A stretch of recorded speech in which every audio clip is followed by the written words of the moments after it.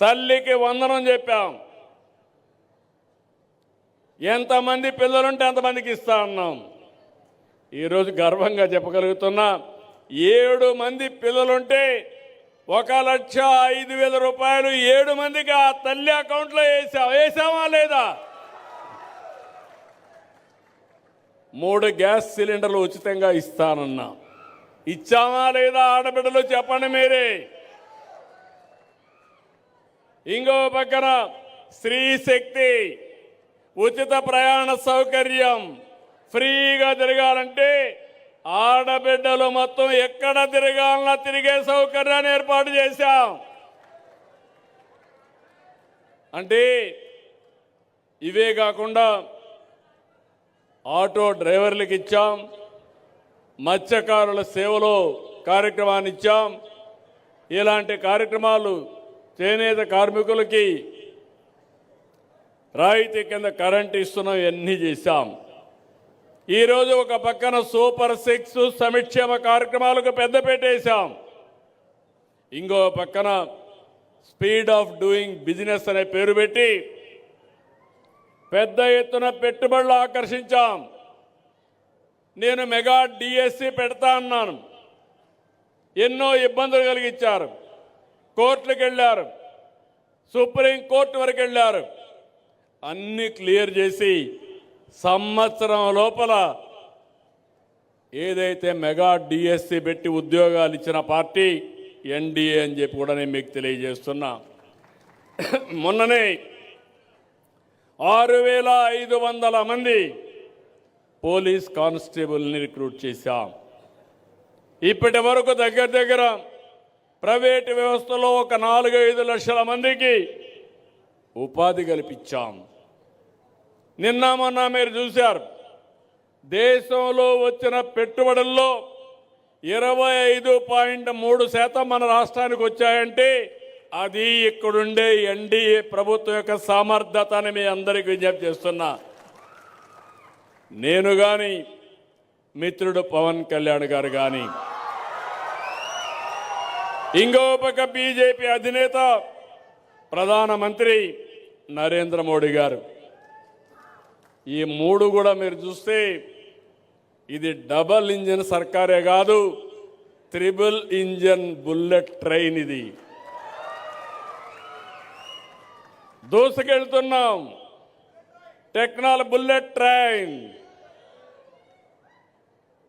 ఈరోజు మీరు చూస్తే ఒక పని కాదు, ఒక పక్క అభివృద్ధి, ఒక పక్క సంక్షేమం. ఒకప్పుడు మీ రోడ్లు మీరు చూశారు, ఈరోజు మట్టి లేని పరిస్థితుంటే నేను ఒకటే చెప్పాను మా అధికారులకి, గుంతలుగానుంటే మీ పని భరతం పడతానని చెప్పి ఎక్కడికక్కడ గుంతలు లేని రోడ్లు, పాట్ హోల్స్ లేని రోడ్లు, మీ ప్రయాణం ఎక్కడికి పోవాలన్నా సుజావుగా ఉండే విధంగా చేసే బాధ్యత నాదని మీ అందరికీ హామీ ఇస్తున్నా.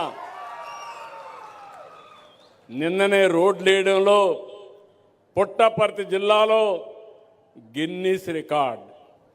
2 రోజుల్లో 40 కిలోమీటర్ రోడ్డు వేశారు, రాత్రి మగుళ్ళలో పనిచేశారు. నేషనల్ హైవేల మీద శ్రద్ధ పెట్టాం, స్టేట్ హైవేల మీద శ్రద్ధ పెట్టి రోడ్లన్నీ బాగా చేశాం.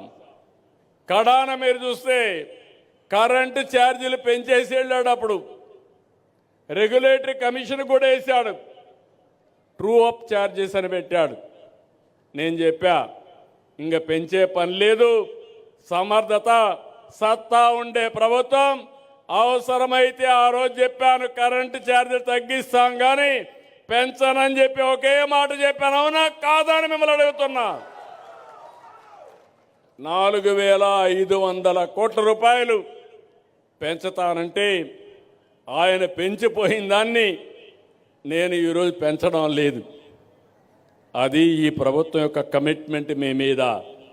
భవిష్యత్తులో కరెంటు ఛార్జీలు పెంచను, మీరు బ్రహ్మాండంగా హాయిగా నిద్రపోవచ్చు. ఆ విషయం మీరు గుర్తుపెట్టుకోవాలి. ఎస్సీ ఎస్టీలకు బీసీలకు రాయితీ కింద నేను మీ అందరికి కూడా సోలార్ ఇస్తా, మీరే కరెంట్ ఉత్పత్తి చేసుకునే స్వేచ్ఛ మీకు ఇస్తా. ఇలాంటివన్నీ కూడా ఈరోజు జరుగుతున్నాయి. ఇంకో పక్కన మీ అందరికీ ఒకటే విజ్ఞప్తి చేస్తున్నా, ఇప్పుడు కొత్త కాన్సెప్ట్ తీసుకొచ్చాను, స్పీడ్ ఆఫ్ డెలివరింగ్ గవర్నెన్స్. ఏదో వ్యాపారస్తులకు పనులు చేయడమే కాదు,